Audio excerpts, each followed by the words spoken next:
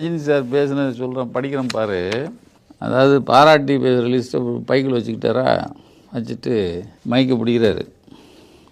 இந்திய திருநாட்டின் இணையில்லாத கலைஞர் நடிகர் திலகம் சிவாஜி சார் அவர்களின் உடல் நலத்துக்காக அரை நிமிடம் எல்லோரும் எந்திரிக்கணுங்கிறார். மஸ்ட்டு மைக்க பிடிச்ச உடனே ஜெயலலிதாவிலேருந்து எல்லோரும் எந்திரிச்சு நின்னாங்க. அரை நிமிஷம். அது தெரியுமா உனக்கு? ஜெயலலிதாவை அந்த கூட்டத்தில் நிற்க வச்சு சிவாஜி சாருக்கு ப்ரே பண்ண வச்ச ஒரு பெரிய தைரியசாலி. உனக்கு என்ன தெரியும்? உங்கள் நொண்ணுனுக்கு தெரியுமா? அப்போல்லாம் அவன் வந்து பால் சாப்பிட்டுட்ருப்பான். நீ எங்கேயாவது எங்கே இருந்த அந்த வயசு என்ன இருக்குன்னு தெரியல. நீ அப்போயாவது எங்கேயாவது ஒரு பொட்டன் நாய்க்கு பின்னாடி ஆண் நாய் ஓடுற மாதிரி ஓடிட்டு இருந்திருப்ப. அப்போ அடுத்து சொல்கிறார். அடுத்து முதல்ல ஜெயலலிதா நிறைய பாராட்டிட்டு இந்த மாதிரி விளையாடுறதுக்கு பாராட்டு அப்படி இப்படிலாம் நிறைய சொல்லிவிட்டு அடுத்து ஒரு பிரேக் விடுறாரு. பிரேக் விட்டு இதான் முக்கியம், நான் அதெல்லாம் படிக்கலைன்னா நேராகும். நான் இப்போ ரொம்ப டென்ஷனாக இருக்கேன். இது மைக்கை பிடிச்சி ஜெயலலிதா உட்காந்துருக்கு, சிவாஜி சார் இருக்காங்க மேடையில், ஸ்ரீதேவிலேருந்து சிரஞ்சீவிலேருந்து மம்முட்டியிலேருந்து எல்லா பெரிய கமலஹாசன்லேருந்து எல்லா பெரிய நடிகர்கள்லாம் உட்காந்துருக்காங்க.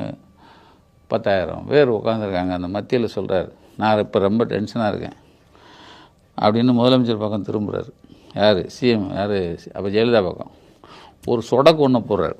நம்ம ஆள் போட்டுட்டு, நீங்கள் திறந்து வச்சிங்களே, யார்? ஜெயலலிதா பார்த்து சொல்கிறார், திறந்து வச்சிங்களே பிலிம் சிட்டி, அதை திறந்து வைக்கும்போதே சிவாஜி கணேசன் அவர்களை கௌரவிச்சிருக்கணும். ஆனால் நீங்கள் அதை செய்யலை. யார்? அந்த மேடையில் ஜெயலலிதாவை பார்த்து பேசுகிறாரு, ஆனால் நீங்கள் அதை செய்யலை. அவரை நீங்கள் மதிக்கலை. விழா மேடையிலேயே சிவாஜி சார் அவர்களை உட்கார வச்சு அவரை கௌரவப்படுத்தியிருக்கணும். அதை நீங்கள் செய்யலை. அது தவறு.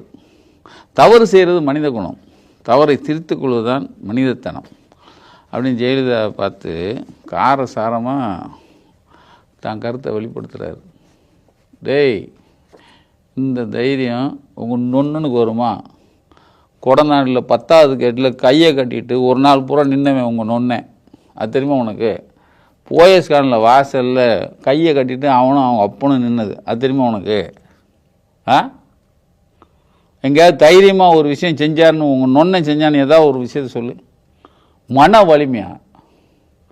30 பேர் செத்துட்டாங்க சார் அப்படின்னு சொன்னோடனே ஐயோன்னு ஓடினானே, அது மன வலிமையா? 41 செத்துட்டாங்கன்னு ஐயோன்னு வீட்டுக்குள்ளே 4 நாளாக சடங்கான பிள்ளை மாதிரி உட்காந்தானே, அது மன வலிமையா?